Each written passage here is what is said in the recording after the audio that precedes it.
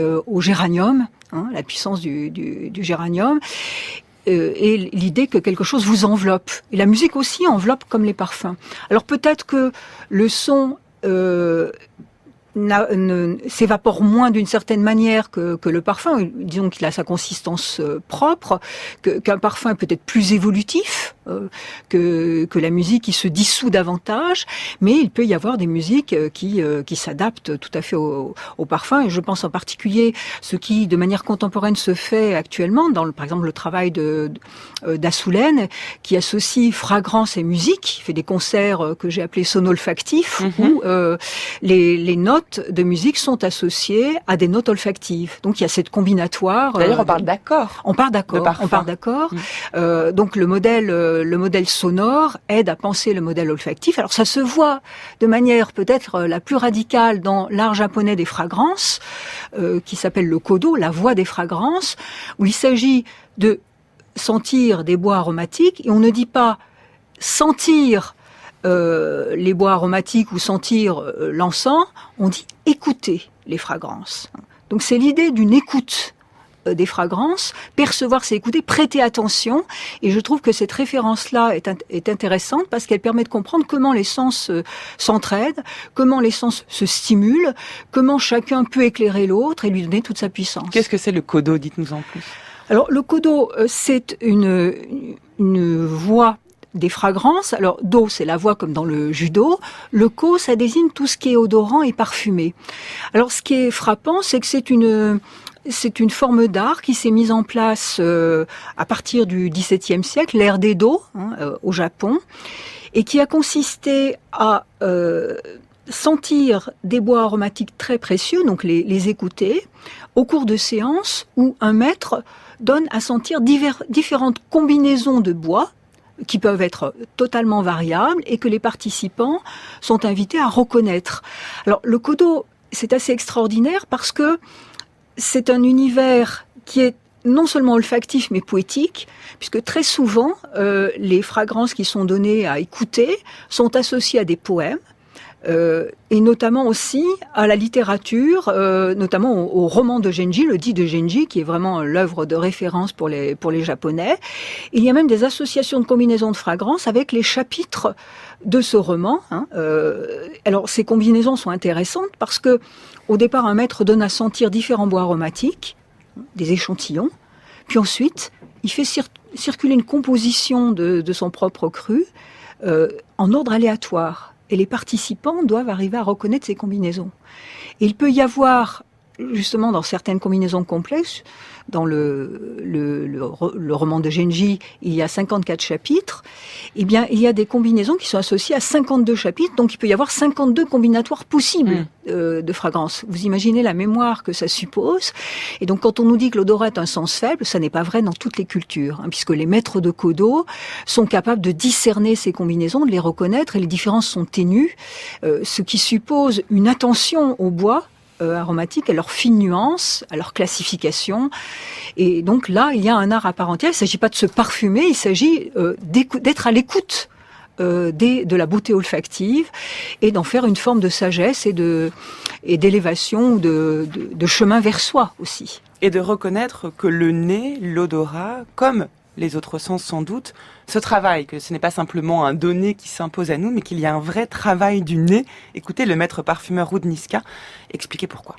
L'odorat se développe par l'exercice, comme la culture physique ou comme le travail intellectuel. Il se développe par le travail, par la recherche, par la réflexion, par l'observation. À ce moment-là, il faut accumuler des essais pour multiplier les observations et puis les mémoriser. Et ensuite de ça, réfléchir, essayer de voir, de comprendre ce qui s'est passé. Je parle pour ce que les parfums tels qu'ils étaient conçus autrefois, c'est-à-dire pour essayer de réaliser une œuvre d'art, pour partir d'une idée, d'une forme qu'on a dans l'esprit, et puis qu'on essaye de concrétiser sous la forme d'un parfum. Parce que c'est pas avec le nez qu'on compose, c'est avec le cerveau. Le nez n'est qu'un moyen d'apprentissage d'abord des matières premières, et puis ensuite de vérification du mélange, des essais qu'on fait. Et c'est tout, mais sinon tout se passe dans le cerveau. C'est vrai pour tout le musicien, c'est pas avec son oreille qu'il compose, il compose avec son cerveau. Le peintre faut pas croire qu'il compose avec son œil. Hein. Son œil voit des choses, son cerveau en tire un certain parti, etc. Il invente des formes, et puis ensuite il met ça sur la toile. Ce qui est passionnant dans cet extrait de Edmond Rudnicka, c'est que lorsqu'il parle du parfum, il en fait un simple organe au service du cerveau. Si bien que la comparaison entre la peinture et le parfum, entre les sons et l'odeur, pourrait ne tenir que dans un second niveau par rapport à la connaissance elle-même, qui elle vient du cerveau. Chantal Jacquet.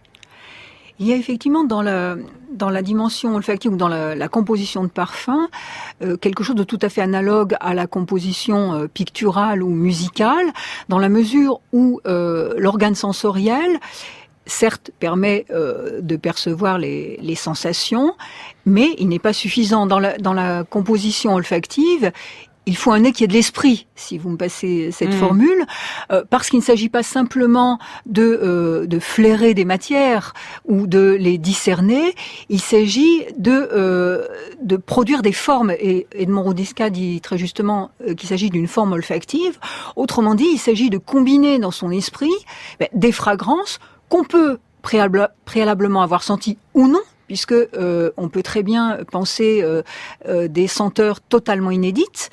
Je pense également au parfumeur Jean-Claude Héléna qui dit qu'il écrit ses parfums en les composant dans sa tête. Il réfléchit mentalement sans avoir besoin de sentir toutes les matières pour savoir si la composition est adéquate ou pas.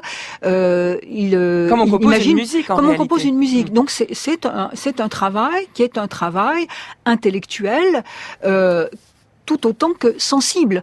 Donc le présupposé selon lequel le nez serait quelque chose d'immédiat ou que le parfumeur serait simplement un nez, d'ailleurs je trouve que c'est très mal désigner les parfumeurs que de les réduire à un nez. Parce que c'est réducteur ? C'est réducteur au sens où on pense que leur composition serait purement empirique et au fond quelque chose d'un peu hasardeux comme du bricolage, alors que ça suppose une intelligence fine des nuances, ça suppose une imagination, ça suppose une créativité, et c'est pourquoi la création olfactive n'a rien à envier à la création musicale ou picturale. Elle suppose aussi un sens artistique, elle a une histoire, il y a une histoire de l'art olfactif, ça n'est pas quelque chose de purement fortuit ou empirique. Et pourtant, comment explique-t-on que l'odorat, parmi tous les sens, est sans doute celui qu'on exploite le moins, qu'on explore le moins? On a un recours à la musique extrêmement facilité. Aujourd'hui, c'est moins le cas des odeurs. Hormis les parfumeries, on a moins les possibilités de choisir le parfum ou l'odeur qu'on a envie de sentir à tout moment, comme on peut choisir la musique qu'on a envie d'écouter.